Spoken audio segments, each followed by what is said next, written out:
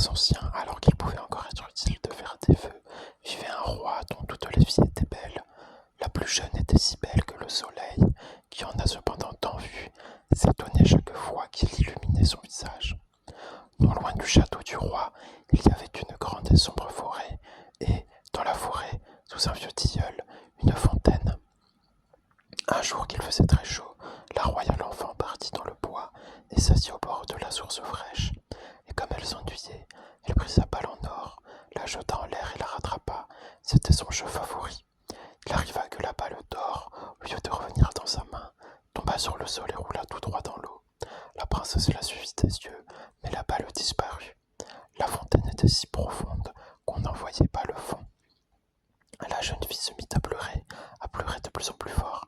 Elle était inconsolable. Comme elle gémissait ainsi, quelqu'un lui cria. Pourquoi pleures-tu, princesse, si fort qu'une pierre s'en laisserait attendrir? Elle regarda autour d'elle pour voir d'où venait la voix et aperçut une grenouille qui tendait hors de l'eau, sa tête grosse et affreuse. Ah, c'est toi, vieille barboteuse, dit-elle. Je pleure ma balle d'or qui est tombée dans la fontaine. Tais-toi et ne pleure plus, dit la grenouille. Je vais t'aider. Mais que me donneras-tu si je te rapporte ton jouet? Ce que tu voudras, chère grenouille, répondit-elle, mes habits, mes perles, mes diamants, et même la couronne d'or que je porte sur la tête. Je ne veux ni de tes perles, ni de tes diamants, ni de ta couronne, mais si tu acceptes de m'aimer, si tu me prends comme compagne et camarade de jeu, si je peux m'asseoir à ta table, à côté de toi, manger dans ton assiette, boire dans ton gobelet, et dormir dans ton lit, si tu me promets tout cela, je plongerai au fond de la source et te rendrai ta balle. Mais oui, dit-elle, je te promets tout ce que tu veux. Il se disait, elle fila dans l'eau avec les siens et coasse. Comment serait-elle la compagne d'un être humain? Quand la grenouille eut obtenu sa promesse, elle mit la tête sous l'eau, plongea et peu après réapparut en tenant la balle entre ses lèvres. Elle la jeta sur l'herbe. En retrouvant son beau jouet, la fille du roi fut folle de joie. Elle le ramassa et partit en courant. Attends, attends, cria la grenouille. Emmène-moi, je ne peux pas courir aussi vite que toi. Mais il ne lui servit à rien de pousser ses quoi, aussi fort qu'elle pouvait. La jeune fille ne l'écoutait pas. Elle se hâtait de rentrer à la maison, et bientôt la pauvre grenouille fut oubliée. Il ne lui restait plus qu'à replonger dans la fontaine. Le lendemain, comme la petite princesse était à table, mangeant dans sa jolie assiette d'or, avec le roi et tous les gens de la cour, on entendit plouf, plouf, plouf, plouf, quelque chose qui montait l'escalier de marbre. Puis, on frappa à la porte et une voix dit « Fille du roi la plus jeune, ouvre-moi !» Elle se leva de table pour voir qui était là.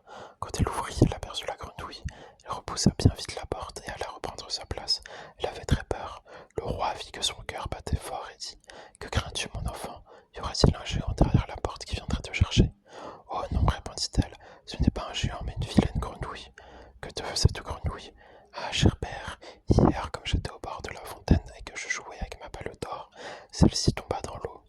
Parce que je pleurais bien fort, la grenouille me l'a rapportée, et comme elle me le demandait avec insistance, je lui ai promis qu'elle deviendrait ma compagne, mais je ne pensais pas qu'elle sortirait de son eau, et voilà qu'elle est là dehors et veut venir auprès de moi.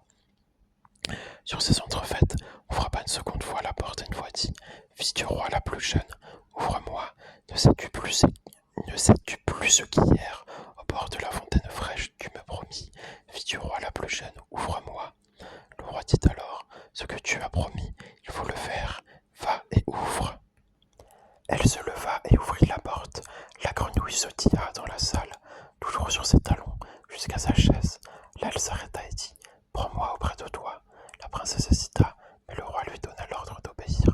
Quand la grenouille fut installée sur la chaise, elle demanda à monter sur la table, et quand elle y fut, elle dit « Approche ta petite assiette d'or, nous allons y manger ensemble. » La princesse fit ce qu'on voulait, mais c'était malgré tout de mauvais cœur.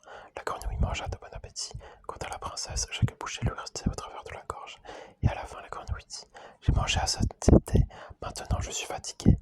Conduis-moi dans ta chambre et prépare ton lit de soie, nous allons dormir. » La fille du roi se mit à pleurer. Elle avait peur du contact glacé de la grenouille, n'osait pas la toucher. Et maintenant, elle allait dormir dans son joli lit bien propre.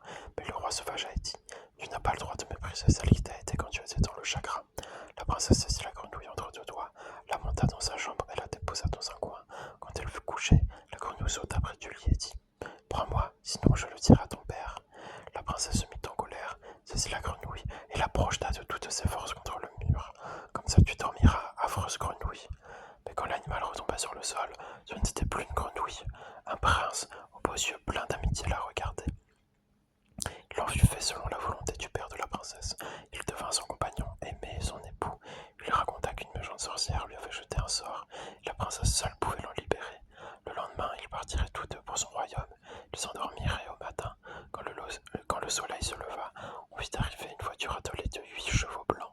Ils avaient de blancs plumés sur la tête et leur harnais était d'or. À l'arrière se tenait le valet du jeune roi.